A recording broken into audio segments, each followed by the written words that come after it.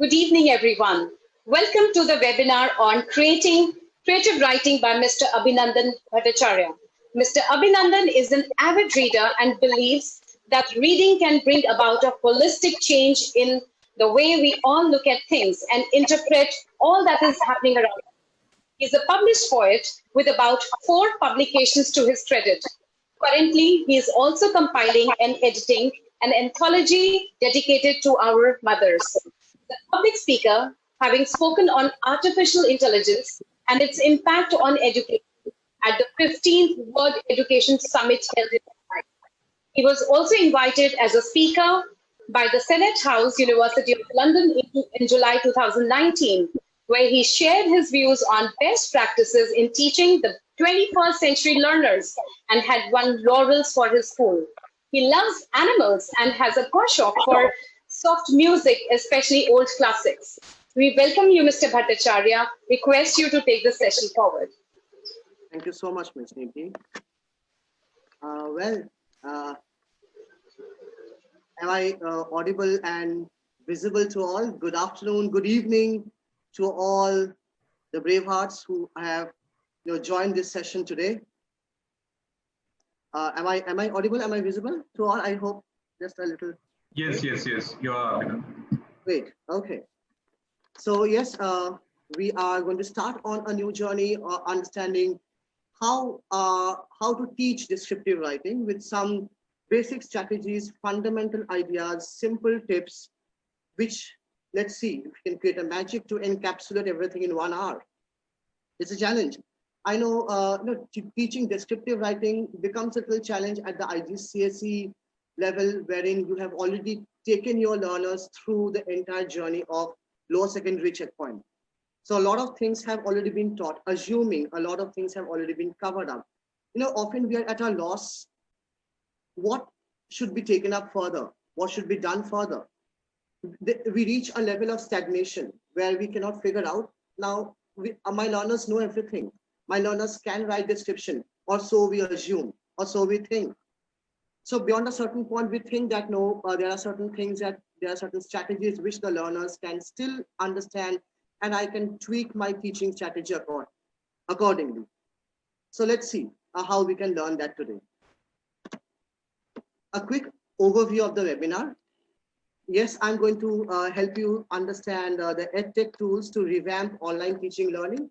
We are in the online virtual schooling process, so we have revolutionized the entire teaching process and understanding. So let's see how we can best use the EdTech tools to our advantage. Yes, this is a surprise element. So you have to stick through with me till the end of the webinar to allow me open the Pandora's box and see what surprise I have for each one of you. So in the process, you will be asked to interact on multiple mediums that will be opening up in front of you. In the chat box, make generous use of the chat box to suggest your ideas, to suggest your answers and responses. We have lots of activities over here. Assignment part, I will tell you while we come to the end of the seminar. So stay on. Strategies to write with sophistication. So yes, this is something that we will definitely look into, for which we are here. Strategies. What extra additional matter can we provide to our learners in classroom at the IGCSE FLE, keeping that assessment criteria in mind? We'll annotate some sample questions. So again, you have to stick through with me till the end of the webinar to annotate and understand how we unpack the questions and how we can help our learners do away with any kind of ambiguity in responses because of misinterpretation of the question. That is something very important. Often we find our learners have read the question, but they, under exam conditions, under exam pressure, they misrepresented the question. So we will see how to help the learners with that. And yes, some useful links and resources, which I'll be sharing with you, and you can take them to your learners in the classroom, not only during COVID times, but also after the post-COVID time, post-lockdown. So you can generously use them with your learners in the class.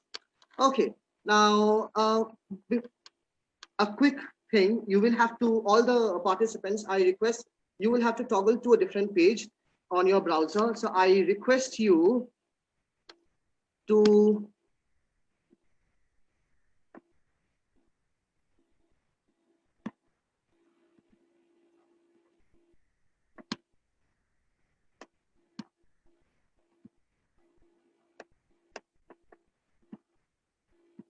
just bear with me a little. Yeah, it's almost there over here with me.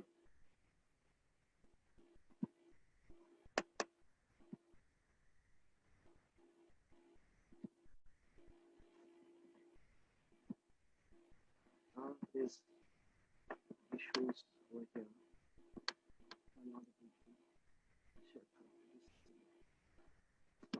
Yeah.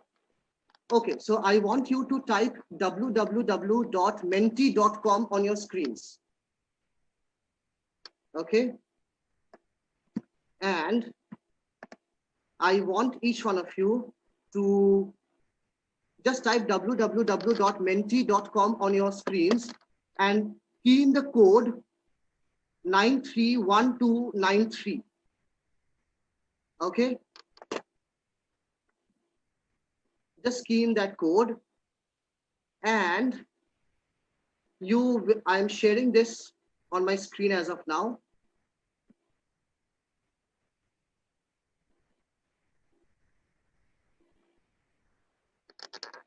So let's see. Is it coming through on your screen? So you have to put in 3 powerful words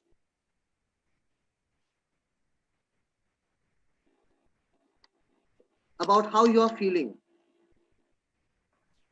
So they're asking for the code again. Yeah, it's it's 931293. You have to key in that code.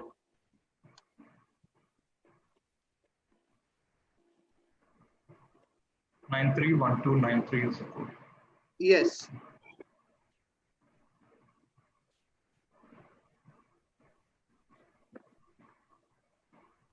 So someone is writing no choice option, Ms. Nirmala. Okay. And Ms. Priyanka Jain has raised her hand. However, we request Ms. Priyanka to type in an answer, or Mr. Abhinandan, with your permission, can we take a question? Yeah, of course we can take a question. Okay, Ms. Priyanka, I am unmuting you. Perhaps you could. Yes.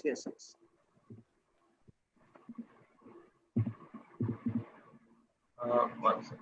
Please unmute yourself, and Mr. Abhinandan will answer your question. I can't see the answers coming in. So this is a screen that I've shared. So I'll be giving the. So they're supposed to type in the answers in that.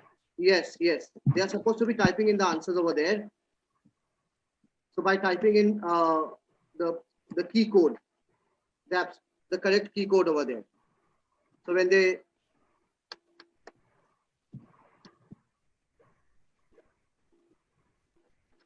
So a lot of thoughts from people, they're saying we don't have space to type the answers. okay. No space to type the answers is a ubiquitous comment that we're getting. So can you suggest where they must type the answers? Yes, just a second.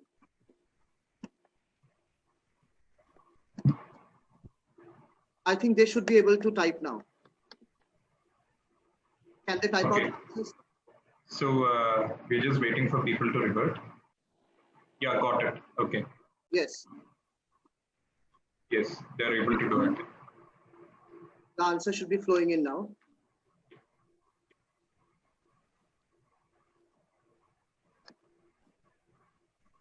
Oh, yes, I can see. I think everybody can see on screen. Multiple answers popping in. Yeah, we can see the cloud. Yes, so it's automatically taking the shape with multiple colors, lots of adjectives being used, the cloud being formed. We can see a lot of positive feeling words. All of them are feeling quite wonderful, curious, enthusiastic, refreshing, eager. And I am sure they must be quite happy to see their answers getting reflected on screen as well. Exactly. lot of answers on Facebook too. Yes. And see, I'll tell you the secret behind this Mentimeter. It really helps in understanding how the learners are feeling in the class. You can do this with your learners. It's very simple. You just have to go to www.menti.com, and after that you follow the process. Over there you have word clouds, you can create pie charts, you can make bar graphs, column graphs, and you can decide. Now if you see on screen, multiple responses are coming in, and the words which are in bigger fonts, like excited, good, relaxed, happy, wonderful, this means that these words have been used multiple times by the people on board over here. And I can also see some other good words being used. So see how the word cloud is taking shape.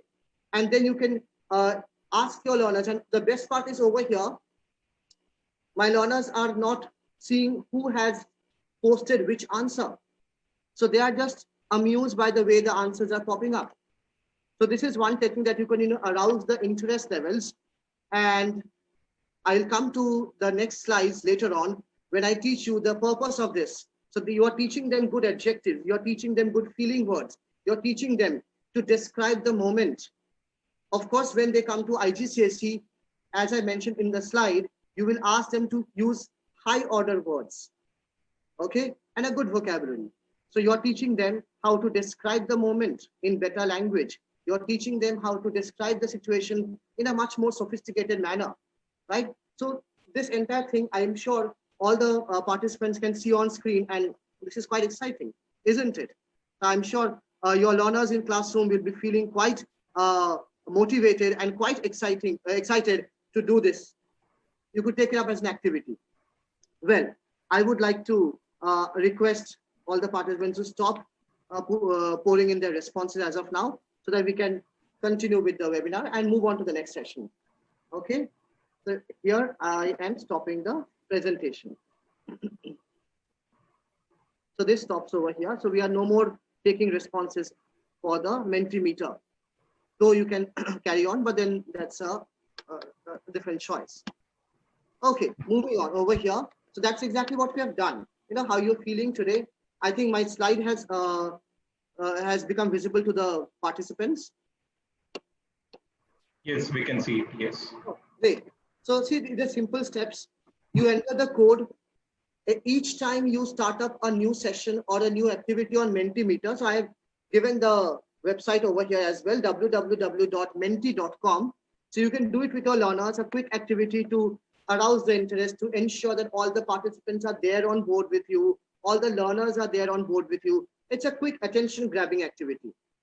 And then you display the code. You tell them the code by switching over, because you have to switch over to a different tab. You have to toggle to a different tab to get the learners that code. And once they key in that code and you present the screen, they'll be able to type in their answers, and a beautiful word cloud is formed on screen. Well, now diving straight into our IGCSE question. This is a specimen question from March 2020, FLE paper 2. So it's recent, this year's paper. One of the questions was, write a description of a place you would like to go back to. There are so many things that the learners can write. If you give this topic to your learners today, of course, they would want to talk about, oh, ma'am, I want to go to the gym. Miss, we didn't have a vacation. Sir, we want to go to the eatery, the cafeteria. That is quite enticing for me. Now, they will immediately talk about those things. They will talk about the place, right? So what is a description of a place? How do we allow the learner to describe that particular place? And for describing, we all know we need to use specific adjectives. You need to talk about the imagery over there. We need the 5 senses. We know the ingredients, what we need for preparing that dish. But how do we use those ingredients effectively and methodically and wisely to actually prepare the dish? So for this, I have taken up some comments from the examiner report for this question. The first one is, focus on your thoughts and feelings as you reminisce about the place from the past. So automatically, you would like to go back to. You need to understand which tense are you using, your thoughts and feelings. You're reminiscing about the place. You would, and the question says, you would like to go back to. So we need to understand the tense and the grammar and the structure over there. Second, a lot of interesting places may be featured, which can be imbued with emotion and memory. Now, just now, all of us, had involved ourselves in this wonderful Mentimeter activity. How are you feeling? Each one of you was trying to, talk about your emotions. You actually showed your emotions over here, how you're feeling. You are imbuing this entire setup with your emotions. Some people maybe had some kind of amazing memory that you wanted to put in over here. So emotional balance and imbuing that with the right kind of words and attitude makes the description very, very exciting, very, very interesting. Okay. What is the next step? Very important. Often we forget to observe these details. Focus closely on the details to create the place in the reader's mind. Over here, we talk about the zoom in and zoom out effect. So you could talk about that with your learners. How did they see, for example, a glimpse of a partially exposed tile in a rather dilapidated house? Of course, will make for an effective opening paragraph. See, we need to talk about the attention grabbers. We need to talk about the hook. How are you going to retain and then sustain the attention span of the readers? That's something very important. With description, we need to give in those details. We cannot talk vaguely. Okay, I began. I want to go to that place. Learners always have an option, have the tendency, they read the question, and this is exactly what I was talking about. They don't read the question as they should be reading. They read it superficially and then they answer, oh, I would like to go to this, I would like to go to so-and-so place. And they dive into that particular response. They do not create the premises. They do not create the foundation over there. So opening paragraph is very important. How they take the reader's attention gradually through the process. Another example could be, say, searching for a particular tree in an overgrown garden and ending with the discovery of the tree with carved initials on it long ago. So it again brings back the idea of reminiscing. So it helps you to reminisce. You look for a tree in an overgrown garden, and then you find out, okay, there were carved initials. What does it talk about? Does it talk about some estranged love? Does it talk about, oh, you remember from your the repository of your memory, from your treasure trove of memory? Oh, yeah, we had gone to that particular place. Oh, how I missed that particular time. The initials were carved, or maybe it was your child, or maybe it was your friend, somebody, something. How do you reminisce? So these are your elements that help you remember about that particular place. So now we are taking it a notch higher. The place is no more just a place in itself. The place is associated with events. The place is associated with those memories. The place is associated with those episodes, those incidents that are etched in your mind, and you don't want to forget. And that's exactly what is drawing you back to that particular place. Make for an effective writing. These things will really help. Focus on building a detailed and emotionally charged scene. Of course, for this question, when you talk about you want to go to a particular place, have you actually developed the content matter? Have you actually put in a lot of images over there? Have you actually put in a lot of ideas over there? Think about it. Have you built the details? Have you made the scene quite emotionally charged? Have you made the readers feel those aspects that need to be considered? Follow a cohesive structure as well as carefully chosen details. It needs to be cohesive. You need to bind them together. You cannot, and also the structure, it goes haywire at times. The paragraphing is not made. They write, some learners have the habit, they start writing. It goes on for continuing for the next 2 pages in one simple run-off paragraph. So when you help them with the structure, and then how will you help them with the structure? Give them ideas, break them into ideas. And that strategizing I will help you to understand today. I'm sure most of us are aware of those ideas and strategies, and we are doing a fabulous job otherwise. But then, a kind of reiteration and reinforcement really help at times. Okay. What do we have for, there are various types of descriptive writing. We do have poetry, we have journals, we have nature writing, we have travel writing, we have biographies. So you're always describing.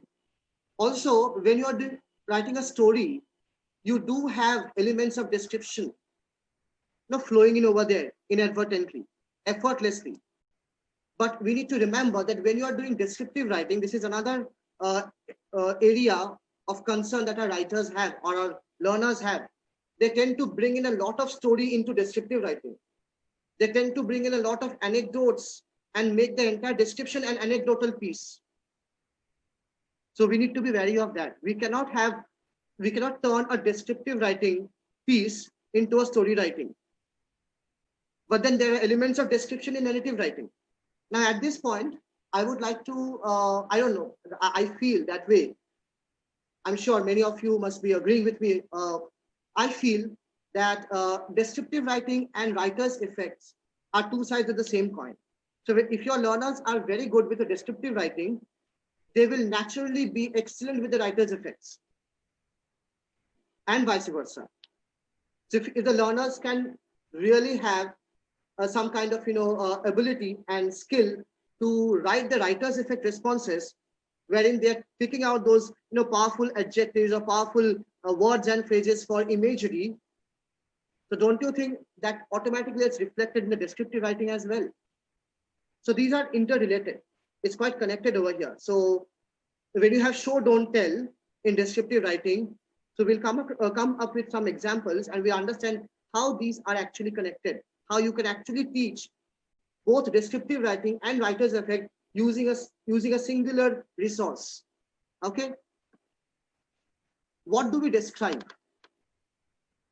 Good question. We need to ask our learners from time to time because they tend to forget. As teachers, we know. But what do we describe when we talk to the learners? Quick understanding. We describe people, their body language, their facial expressions, their mannerisms, their actions, their clothes. We describe attitudes of people. We describe the socio-economic status. We describe the professions of people. Maybe you're writing a book review or a film review. You're talking about some eyewitness account. You're describing how the situation was. You're describing when the Air India plane got crashed at the Kerala International Airport, at the airport in Kerala recently. So what was the situation? That's descriptive writing, that's description. You're asking the people to describe the situation over there. So see, all these things come in. You're talking about travel writing, visit to a particular place, as we had in our IGCSE question from May 2020. You would like to go back to a place, or maybe you had already visited a place and you would like to, or maybe you're talking about you're describing about that particular place. You talk about abstract ideas and objects like emotions, things, feelings. We had just done on Mentimeter. You're describing how you're feeling. You're describing, right? I think human beings, we keep on describing continuously a lot of things periodically from time to time. That happens. Right from a grade 1 child, from your key stage 1, key stage 2 to your grade 12 learner, we keep describing a lot of things. We talk about memories. Just had this question, memory recall. You're reminiscing about a particular place and you're trying to describe and with a feature that draw you to that particular place once again. We talk about our beliefs and perspectives. You're describing somebody's beliefs. Okay, he or she is so ritualistic. That's your perspective, but you're describing it. And then you get a lot of life skills from those descriptions. share them, interchange in the class. I think in the online forum, it becomes easier to pin it up on the board, and that I'll take you through another exercise. There's something called a Jamboard, where you can pin up the responses of the writers, ask them, share the screen with them, ask them, okay, you pin up the responses. Let's see. I think they'll do it quite amazingly. That's peer learning. They learn from each other. And of course, setting. When you create an atmosphere and mood, you talk about time and season. So setting, we are describing setting, we're describing the place. You talk about the atmosphere. Okay, it's raining in Mumbai over here, gloomy, dull. It makes me feel lethargic. Or it's sunny. Oh, wow, it's a vibrant atmosphere. I feel so good. I'm so enthusiastic. See, you're talking about, you're creating the setting and your mood, and how the setting has an impact on your mood, right? Talk about time and season, which time of the day, a starry night, it's a blanket of stars, it's a veil of stars, or a season, the autumn, the yellow leaves are strewn on the road. And then how do your emotions resonate with those you're describing over there? And then with the branches of the trees, the season, the elements of the season, you're describing what fruits are available. How does it actually talk about your senses? You talk about the 5 senses over there, you're describing. See, there's so many things to describe. Okay. Now, what are the things that we need to keep in mind while writing a descriptive piece? Very important points. Very, very important. Give plenty of concrete sensory details involving all the 5 senses so that the reader can visualize and understand each element of description. It's very important for the reader to visualize. And that's exactly what happens in writer's effect as well. Unless you as a reader or as a learner cannot visualize what the writer is trying to suggest in that particular paragraph, you won't be able to find out those powerful words and phrases. And even if you are successful to find out the powerful words or phrases, you don't do justice to producing the writer's effects, right? So yes, these things are very important. Give the details and then build the impressions around them. Very important. Put the ideas and now build on them. If you have presented one particular example, say one imagery, you have used a metaphor or a simile, build on that. Explain how it is relevant to the context of your description. If you're talking about the senses, if you're talking about a man, it's a lanky man standing at the corner of the road, that is, you have immediately drawn the attention of the readers and the teacher to that particular lanky man. Now, where he is standing, corner of the road. My setting is clear. Now add on, this is a skeletal description, not a fleshy description. So if I have to make my description concrete and build with the impression around them, I should be doing something extra. Present the details in such a way that the reader is enticed into reading, without stopping. That's important. It should be unputdownable work. It shouldn't happen halfway through the context, the reader has lost interest. It happens many a time with the teachers. Many a times it happens. Because your learner has not been able to grasp your attention or retain your attention till the end. Also, another important factor to keep in mind, we have word limit, 350 to 450 words. It is, I think it's very important to explain to our learners that the crux of the content, what has been asked in the question, should be in the first 150 to 200 words. Otherwise, what happens, they are so engrossed and so involved in creating a backstory and a foundation, making it with all those flowery languages, the actual content is lost out. And then those questions come up where they exceed the word limit. So those things should be done away with. Give logical pattern to the details. It should be in a sequence. It shouldn't happen, okay, I'm talking about the visual imagery first, the side details, and then I talk about what I hear, and then again I talk about, okay, what I see. let it flow in a sequence. Of course, it's a very good idea if you can blend them. That's what I call, develop the writing style to make it cogent, make it quite cohesive, bind them together.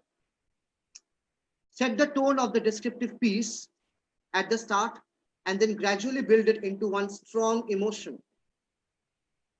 Depending on the content and context, give different aspects of the details in different paragraphs, very important. So this will also help us understand the sense of paragraphing. We know how to bifurcate our paragraphs and what idea should rest in which pocket of the entire description. And the last point, arouse the reader's senses, capture the reader's attention and retain it till the end. Very important. Grab the reader's attention, directly hit at the senses of the readers, capture their attention, and the most important part is to retain it till the end. Otherwise, it's pointless. You have 40 marks for descriptive writing for this question.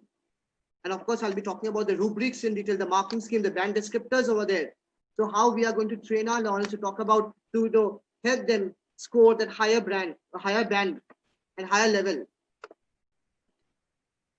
How do we describe? This is one of the strategies. Show, don't tell. It's a lovely strategy. And I'm sure almost all of us must be doing this. Using powerful verbs and adjectives. That reminds me, when we talk about descriptive writing, more often than not, we tend to teach our students, we tell our students, no, you have to use amazing adjectives. You have to use flowery language. No, it's not always with the use of amazing adjective that you make a description come alive.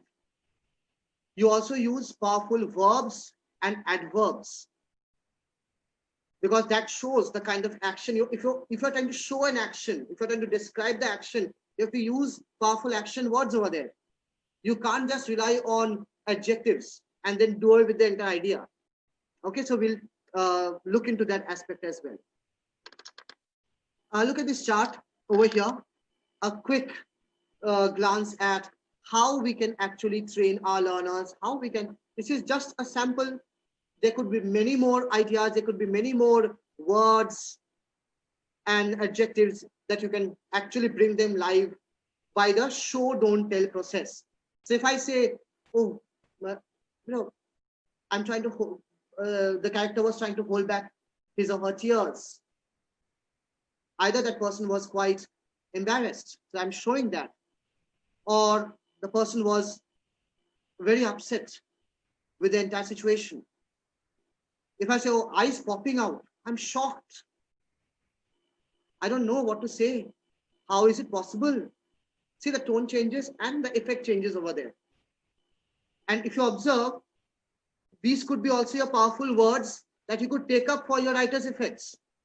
So descriptive writing is so effective to teach even writer's effects. And it's like a dual process, as I mentioned earlier.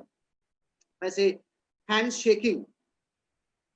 You feel, oh, he's nervous, or he's scared of something. Heart pounding within the chest. You're definitely scared. You're fearful of something. Heavy, fast breathing. Again, that shows it's a dreadful moment and you are trying to escape that. You're very scared. Or when I say that he gnashed his teeth, clenched his fists, he tightened his jaws. It shows he's angry. Bloodshot eyes. It's enough. I don't need to tell that he's angry. I'm showing. I put the hands on the hips as if it's a preparation for some kind of outburst or an outrage of fury. Okay? Or say, my stomach doing a backflip. Oh, I'm nervous. Butterflies in the stomach. You're trying to hide your face. You're embarrassed.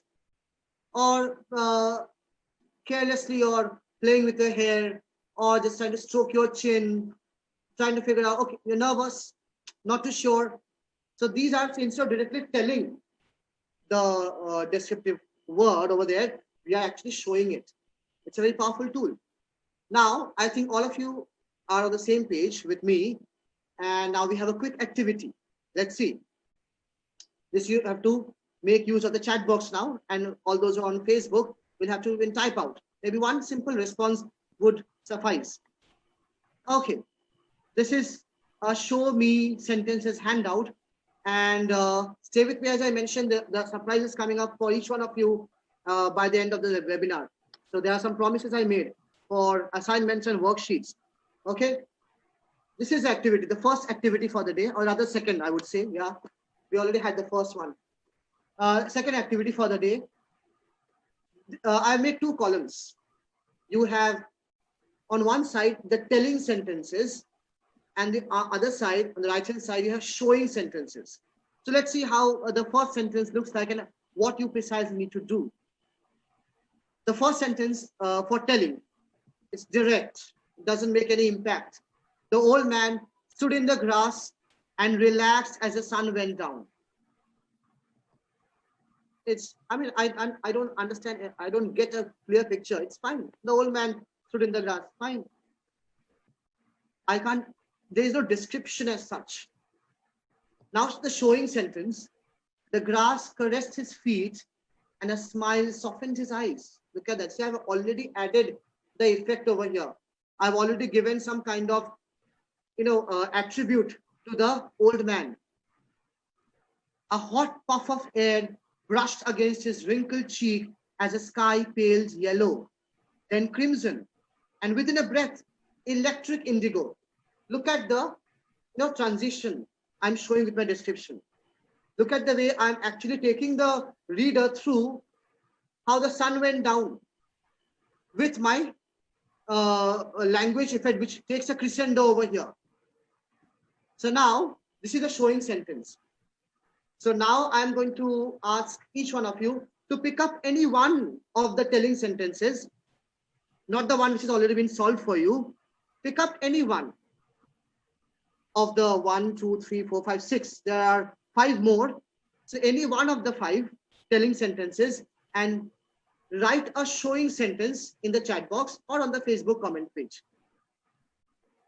Okay, so just waiting, and while they do that, which I guess would take a little bit of time, there is a question that Dr. Priyambada has raised regarding the different types of writing. So the question is, does review writing hinge between descriptive writing and opinion writing? Yes, it does hinge between that, because when you're reviewing, there's a lot of opinion that goes into the review, because that's not standard. So yeah, you're right. It does hinge between descriptive and review writing. Okay, I think we've very quickly got the first answer on Facebook, and we're also getting answers on Zoom. First, let me read out from Prabha Srinivasan. Pulled with great excitement, a large, black, shiny fish. That's the first answer. Now, I should do similarly justice to Facebook answers. Anna Jason writes, the scrawny child felt the rod jerk vigorously as a labyrinthine-like fish struggled furiously to free itself from the hook. This is a lovely answer. This is a very well, this shows, see, this shows the description, this shows the action happening. We talk about pulled vigorously. So yeah, that's a wonderful response. The previous response lacked in some kind of, because it was again talking about the fish directly, and there was not much of showing happening, but this response was actually good. Yes. Yeah, so I shall quickly read. A lot of answers are coming in, and there's a lot of effort to type, so Yes. perhaps do a bit of justice to that. I shall intermittently give you answers from both Facebook and Zoom. Okay. The next answer on from Zoom is the naughty little boy wearing old shirt and blue jeans pulled a colorful fish out of the cold and frosty water. Reserve your comments. Okay. A lot of answers coming again. Then Kritika and Venkat writes, the stout boy stood on the edge of the bank with his feet touching the water. Tentatively, he put his hand into the water. His eyes widened as his hands touched hands touched something slippery. With Okay, a quick that's a good reflex, she grabbed it and pulled it out. So we do excuse for those grammatical errors. I'm sure they No must have. problem. Yeah, Uh, that is understandable. it happens. And the next answer is from Zoom. There was water cascading down. The child rolled his sleeves up, clenched his teeth tightly, and jerked hard and hard, and he gasped with joy. Oh yeah, I mean, I think that builds up those. It builds up, yes. Yes. Yeah, that's a good answer. The next one is from Facebook, Miss Rad. This is from Anjali ma'am. She writes, boom, bang, the sound of screeching tires followed by crunching metal filled the air, interrupted the usual zooming about of cars. The girl, eyes and mouth wide open, immobilized by the sight, was frozen in disbelief. Oh yes, she has taken the accident. So She's taken the accident. Yes, Exactly. see, I by reading the description, you can immediately figure out. Yes. So that means the description is effective. Yes. We talk about the onomatopoeia and everything, the hook. Yes, Exactly. And shall we take another? absolutely. Yeah, and answers as I see the names come from different parts of the country. Wonderful. Yeah. So second one, the little boy with a black hat, a white shirt, blue shorts pulled a large fish out of the cold and frosty water. The fish was cold and slim. It was touching a slimy piece of ice. That is how cold it was. Okay, so maybe this teacher has gone about describing the fish as well over there. Yes. Cold and slim. Probably I would like to change that description, cold and slim, and make it a little better. So otherwise, I think the initial part was really good. It was a good attempt. Yeah, Okay, I think, there is a crisp and short one. Perhaps we could take that as a last one. sure. Usha Priyesh writes this. The puny boy pulled out an enormous fish out of the water that almost fell on him. That's all. Okay, but yeah, that's again direct. So if you're talking about the puny boy, puny is short statured. So then, We talk about the pulling out of the fish. Nothing is shown through the description how you can actually show the action. So that needs to be taken care of. Okay, yeah. we'll work on that sentence. Let's see. So I have some sentences. I have some examples written over here. So this for the first one, the boy pulling out. Let's see how we can make the description with respect to show, don't tell technique. Wiping the beads of sweat off his brow, the boy held on to the angling rod. It seemed too big for his tiny, unskilled hands, but wasn't ready to let it go.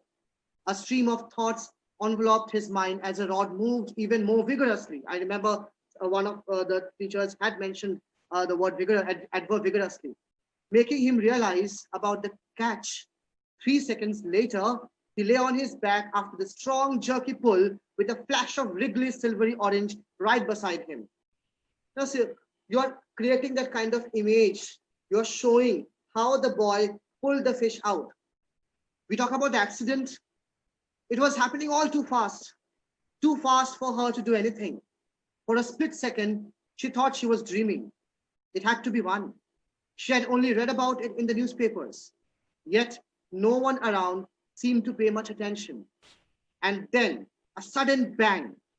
The sound pulled her out of her thoughts, and almost immediately she knew what had happened. She could see, because she already read about in the newspapers and she had not encountered an accident before. So see, such kind of description and show, don't tell technique make it so interesting. And you are actually expanding your write-up as well, right? Well, again, a short activity.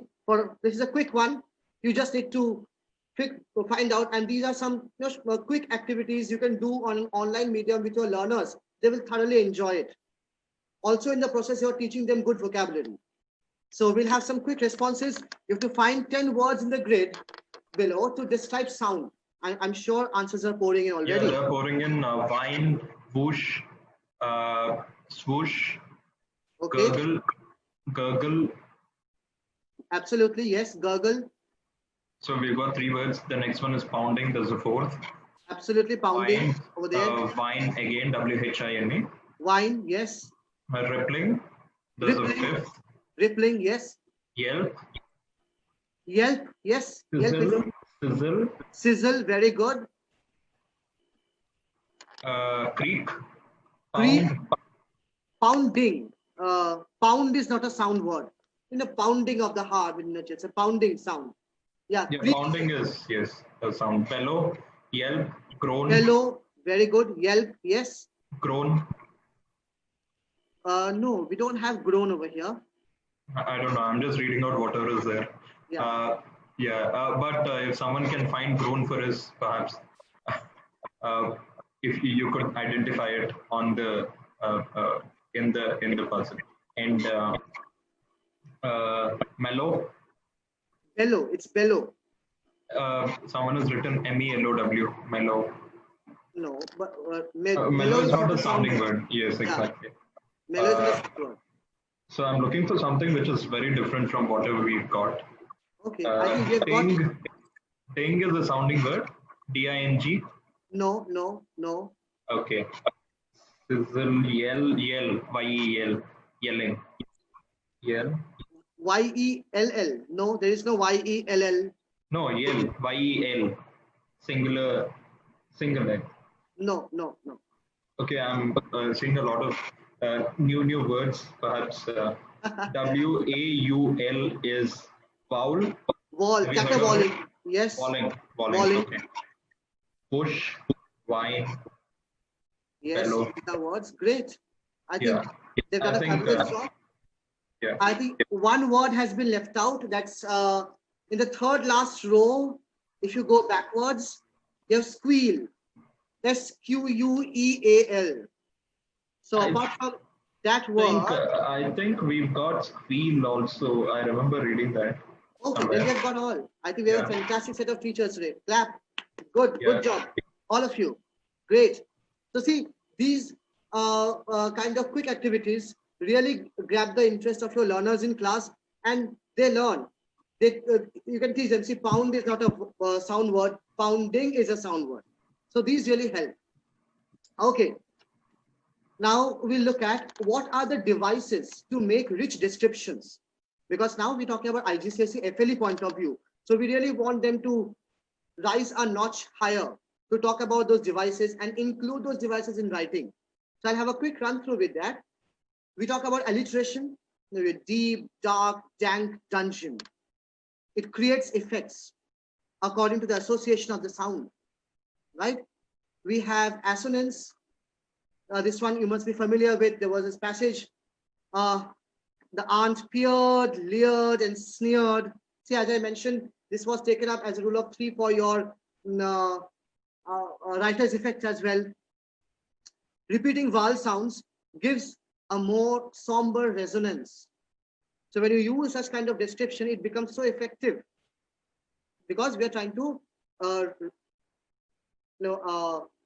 engage our learners to writing better and sophisticated language, higher order vocabulary, because they're 9th and 10th. Use consonants. You may not actually introduce them to the specific key terms, but then it's better to help them identify. He knocked again and again as if his hand was delivering kicks to try to crack the blackened oak door, or maybe you can say the milk came spilling and pooling out of the falling bottle. See, look at the description part of it. It's so rich. It really helps you to understand what is happening, what is the context, what is who is the doer and who is the receiver. It's all very clear over here. Then we talk about present participles. So for example, for this, of course, as I mentioned earlier, the learners need to be extremely careful and they need to be extremely absorbed with the grammatical rules. The waiting seemed endless. The fading light, the darkening clouds, and the cooling air were combining and developing an atmosphere of impending doom. See, I'm not directly telling anything about the atmosphere. I'm showing with those specific words: fading, darkening, cooling air, and impending. So the entire idea is so clear. And these are all present participles. What are present participles? They're all adjectives over here, right? So we are anyway teaching adjectives, descriptive words. The moment they pick up those things, the moment they use them consciously, it helps better description. Onomatopoeia, of course, we all know sound words. Some of you have given me answers on this forum now.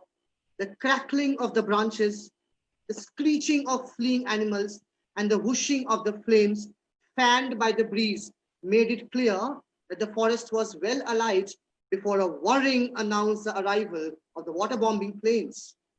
Now see over here, we automatically know the sound words and the impact it creates.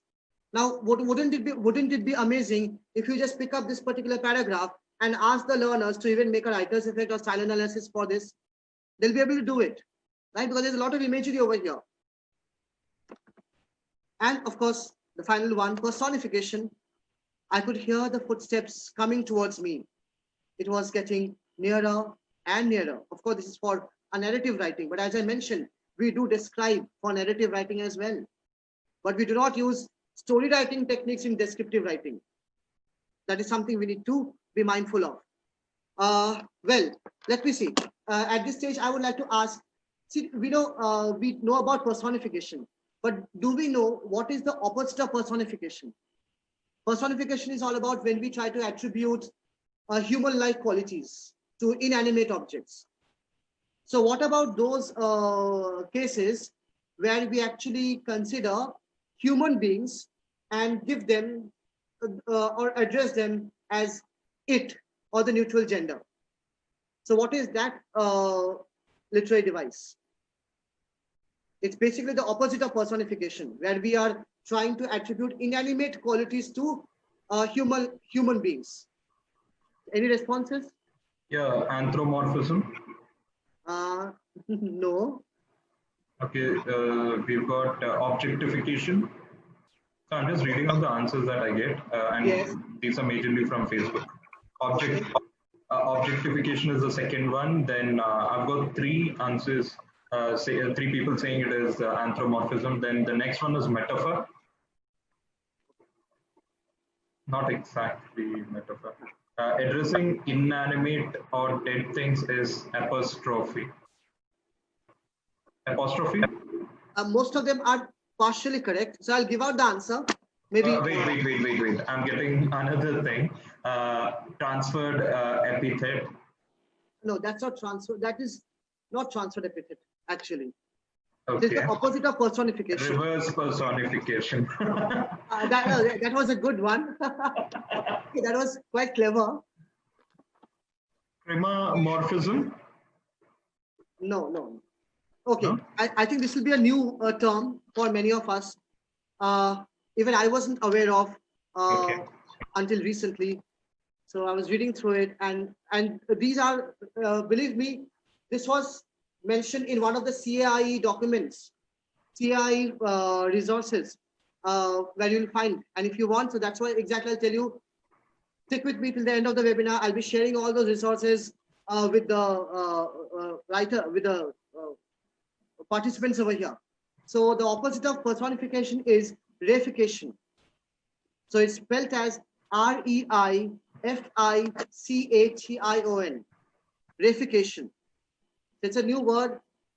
Maybe you could explore on it and think about the descriptive expressions, how you can suit and how you can fit the reification.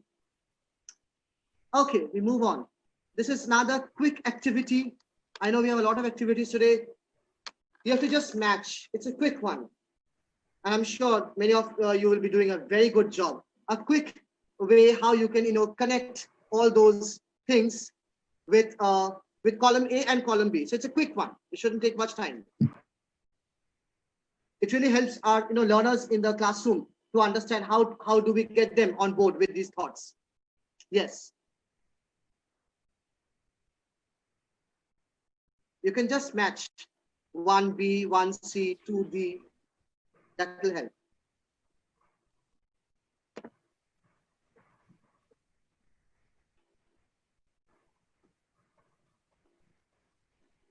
So 1D, 1C, 2F, 2B, 8B, 8G.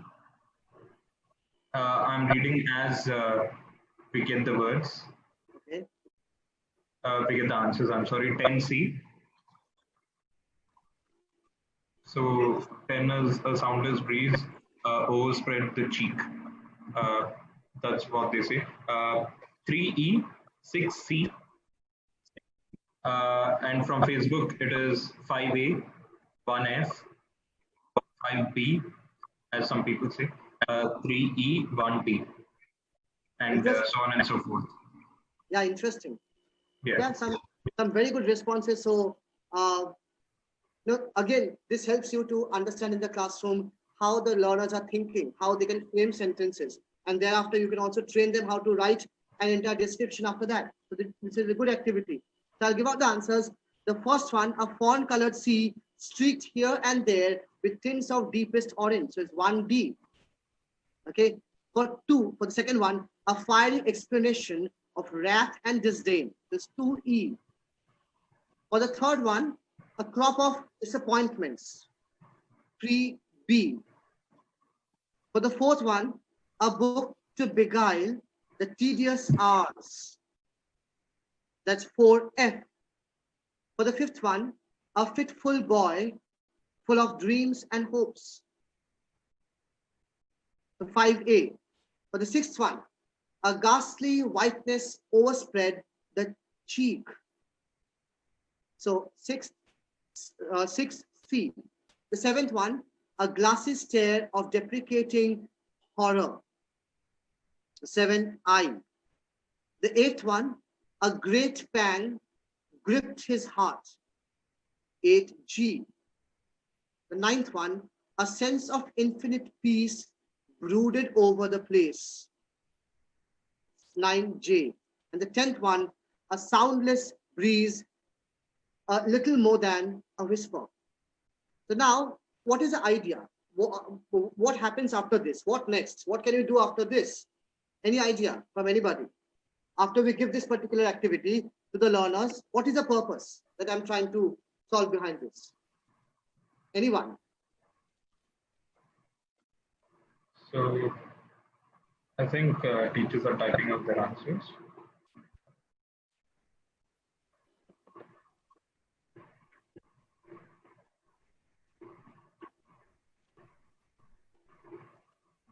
Can be used as a prompt. You can ask them to write a paragraph. You can help with, they can be used as topic sentences, imagery, story starter, used as phrases in creative writing. They can be used as prompters for descriptive writing, and so on and so forth. Lots of answers. So yeah, so my purpose has been solved. Great, good batch. Now, some quick strategies, once again, to use descriptive language and how to, we all grapple with the idea, oh, the description, okay, they have written good description, but not very good description. I'm not happy with the description, or they, they are not fulfilling the requirements of the marking scheme. So from blah to brilliant, let's see how we can make the description blah to brilliant. I've taken up a simple exercise over here, a quick one. So please follow it. You can also use it for your as a technique, powerful technique to expand your writing in the classroom, infuse a lot of descriptive words and make the description better. I've taken a simple sentence. It's the wind blew against the trees. Blah. It's a miserable. This a simple sentence. There's not much is happening over here. I cannot get a clear idea what is happening. The wind blew against the trees. Fine. The wind is blowing against the trees. What do I do? Now over here, I'm adding some kind of masala, some kind of spice to make the sentence. Basically, first of all, I'll try to play with the predicate over here. Blew against the trees. Let's see how I do that. The wind blew treacherously against the yellowed leaves of the autumn trees. See, I've put in an adverb over there. I've given it some kind of meaning. I've given some definition to the setting, maybe the atmosphere, the season, as I described earlier. Autumn leaves, yellowed leaves of the autumn trees, evident. So now I'm gradually, what I'm doing is I'm painting a picture. This is a little better one than the previous one, right? If I move on, I want to make it better. Against the yellow leaves of the autumn trees, the wind blew treacherously. I'm now trying to arrange my sentence. So I'm talking about sentence structure to make my description sound better. My sentence, my grammar and everything. I'm trying to play with the frontal adverbial, trying to place over here. This is my trial and error method. I'm trying to place an adverb treacherously at the beginning of the sentence and I'm trying to see if it works, if it sounds good, if it looks good over here, if it makes sense. The next one, I'm trying to add on some flesh and some meaning to my subject.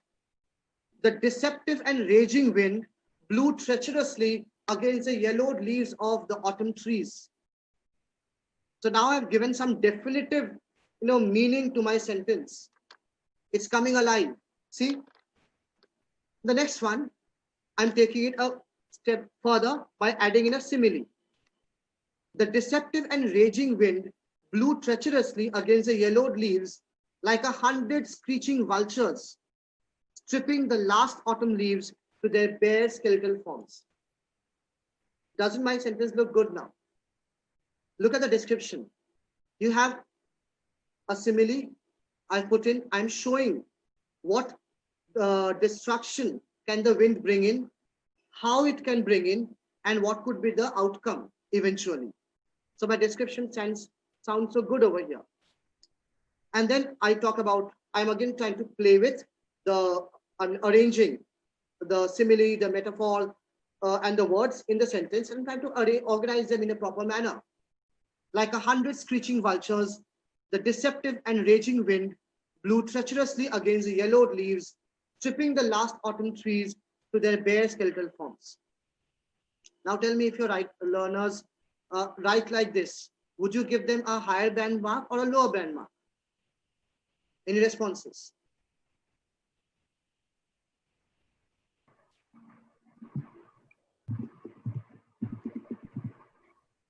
Would we give your learners a high band mark or a low band mark? Higher. Obviously.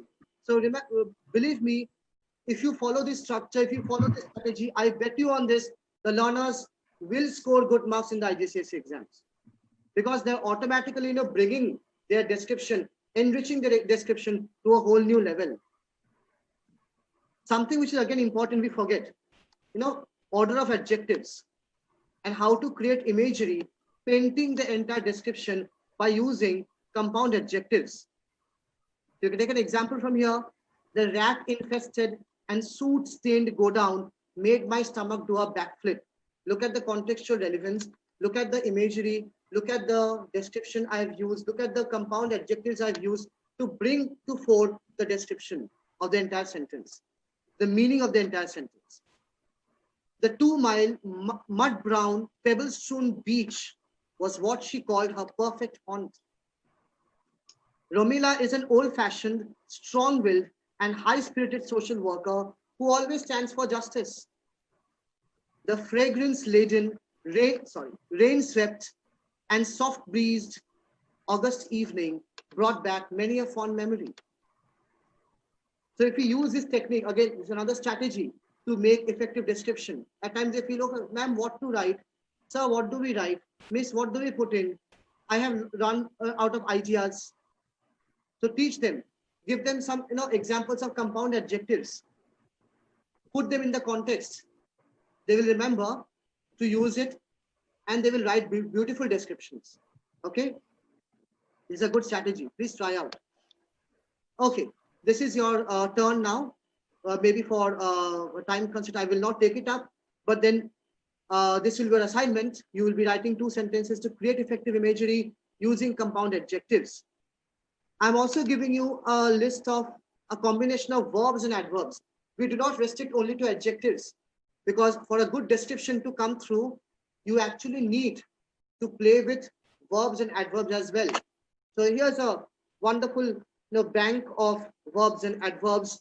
You can add on more to this bank, share with your learners.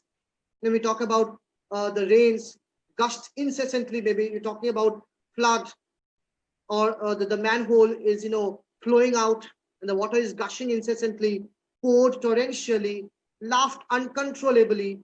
You see, you are creating an effect over there, and automatically the description is so evident in the face of the reader.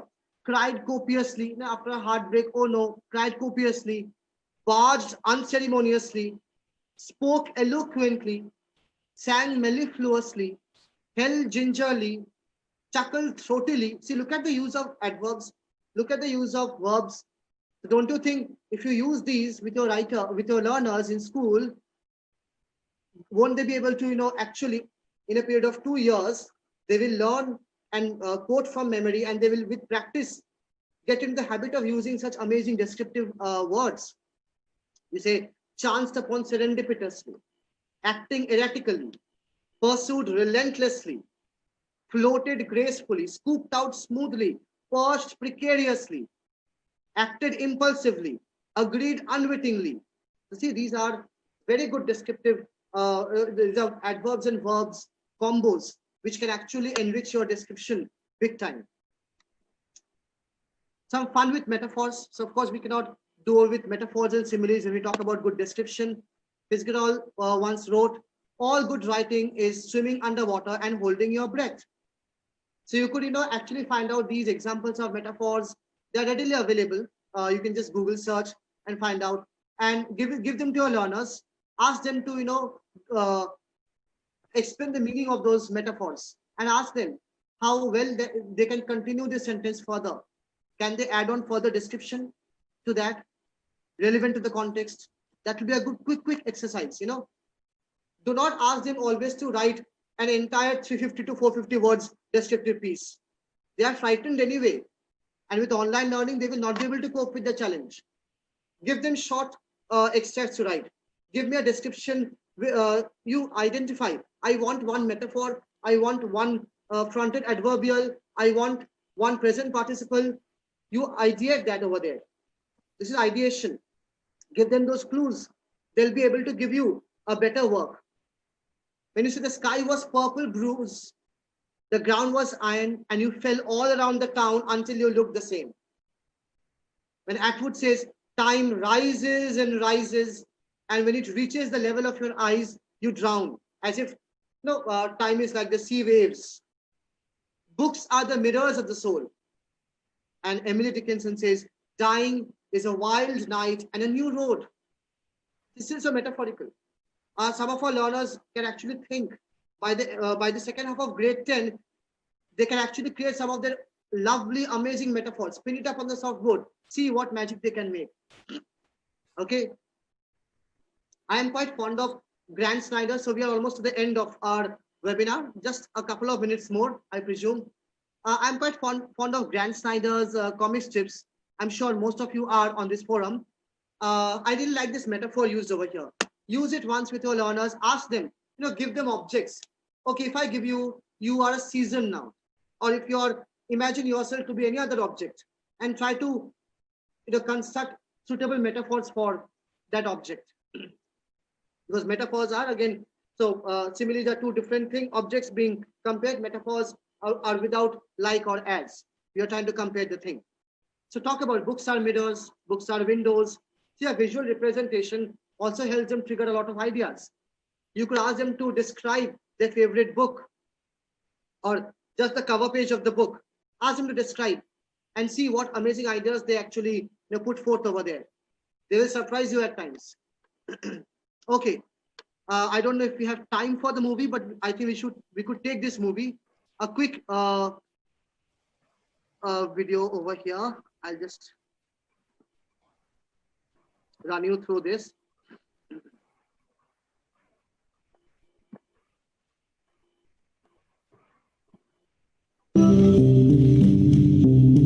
We read fiction for many reasons. To be entertained, to find out who done it, to travel to strange new planets, to be scared, to laugh, to cry, to think, to feel, to be so absorbed that for a while we forget where we are. So how about writing fiction? How do you suck your readers into your stories? With an exciting plot? Maybe.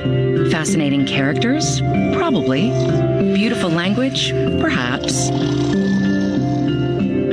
Billy's legs are noodles. The ends of her hair are poison needles. Her tongue is a bristly sponge, and her eyes are bags of bleach. Did that description almost make you feel as queasy as Billy? We grasp that Billy's legs aren't actually noodles.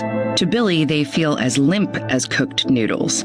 It's an implied comparison, a metaphor. So why not simply write it like this? Billy feels nauseated and weak. Chances are, the second description wasn't as vivid to you as the first. The point of fiction is to cast a spell, a momentary illusion that you are living in the world of the story. Fiction engages the senses, helps us create vivid mental simulacra of the experiences the characters are having. Stage and screen engage some of our senses directly. We see and hear the interactions of the characters and the setting. But with prose fiction, all you have is static symbols on a contrasting background. If you describe the story in matter-of-fact, non-tactile language, the spell risks being a weak one. Your reader may not get much beyond interpreting the squiggles. She will understand what Billy feels like, but she won't feel what Billy feels. She'll be reading, not immersed in the world of the story, discovering the truths of Billy's life at the same time that Billy herself does. Fiction plays with our senses: taste, smell, touch, hearing, sight, and the sense of motion. It also plays with our ability to abstract and make complex associations. Look at the following sentence. The world was ghost quiet, except for the crack of sails and the burbling of water against hull. The words quiet, crack, and burbling engage the sense of hearing. Notice that Bacall doesn't use the generic word, sound. Each word he chooses evokes a particular quality of sound. Then, like an artist laying on washes of color to give the sense of texture to a painting, he adds another layer, motion, the crack of sails, and touch, the burbling of water against hull. Finally, he gives us an abstract connection by linking the word quiet with the word ghost, not quiet as a ghost, which would put a distancing layer of simile between the reader and the experience. Instead, Bacall creates the metaphor ghost quiet for an implied rather than overt comparison. Writers are always told to avoid cliches because there's very little engagement for the reader in an overused image such as red as a rose, but give them love began on a beach. It began that day when Jacob saw Annette in her stewed cherry dress. And their brains engage in the absorbing task of figuring out what a stewed cherry dress is like. Suddenly, they're on a beach about to fall in love. They're experiencing the story at both a visceral and a conceptual level, meeting the writer halfway in the imaginative play of creating a dynamic world of the senses. So when you write, use well-chosen words to engage sound, sight, taste, touch, smell, and movement. Then create unexpected connotations among your story elements and set your readers' brushfire imaginations alight. Great. So that was about the quick video. So I hope that was quite engaging. This is an activity which again we could do, change similes into metaphors, something which you might find quite handy with your learners in the classroom. Give them quick similes, ask them to convert into metaphors. Quick worksheet will actually help. This is the list of resources, the online links that I promised. You'll find multiple ideas to write excellent descriptions for your learners, which you could take back. Okay. And yes, this is what I'm going to share with you as we proceed with the final one. So this is a final slide of mine. This is a question taken from the November examination 2019, paper 3. Describe the scene and atmosphere as you wait for your turn to be interviewed. Over here, what most of the learners did in that particular year was they talked about their own feelings and not exactly about the scene and atmosphere as they're waiting for their turn. So there they lost their marks. So we really need to understand the keywords, scene and atmosphere, as you wait for your turn. Again, some of the learners, they wrote, they woke up in the morning, they brushed their teeth, they went to the organization, they went to the company, and then they totally lost the essence. By the time they had to write the actual content, their word limit was over. So again, over here, if the learners don't know how to annotate the question and they don't know how to understand what is to be written, they will lose out their marks, and that's not a fair game. This is the slide that I've just taken from the marking scheme. So these are the components that we must keep in mind when we talk about the general criteria for descriptive writing. We have 16 marks for the content and structure, and we have 24 marks for the style and accuracy of language. That's paper 2 now, IGCSE, where we have there's a higher stake for writing component, and the weighting of marks is more for writing because it's a writing paper. So a lot of marks will be given on the basis of how well we write. So these are the specific criteria. We need to use all the, this is nothing that you need to go through or I have to redo through, because I've already mentioned all these points in the previous slides. Okay, so that is a sum up of the idea. The description needs to be clear with details. Task needs to be addressed straightforward. Selection of relevant ideas, images, and details. And this is about the style and accuracy of language. So how precisely? See, if you observe, there is a lot of emphasis on spelling, punctuation, and grammar. And when you look at the first band, between 21 and 24, it says precise, well-chosen vocabulary and varied sentence structures chosen for effect. So somewhere down the line, the learner who is very powerful with the use of writer's effects will be able to do justice to writing an amazing descriptive piece. So see, these are again interlinked, the two sides of the same coin. And of course, these are the parameters that we need to keep in mind while we're teaching descriptive writing. Final quick ways to improve descriptive writing. These are taken from the examiner report. And these points I've already discussed with you in detail in the previous slides. So try to be original. Do not write a story. Consistency of tenses, use sentence. There are no separate rules as such for descriptive writing. And please make deliberate choices in your vocabulary and sentence structures to create that effect. So that's very important. If you fail to create that effect, then our descriptive writing doesn't make sense, right? So now my Pandora's box. So if you observe this particular slide, I want at least, so this is something new, 25 participants from this group to write and send me an assignment on this topic. I will mark it as per the IGCSE norms. I'll give you the mark, okay, as per the band.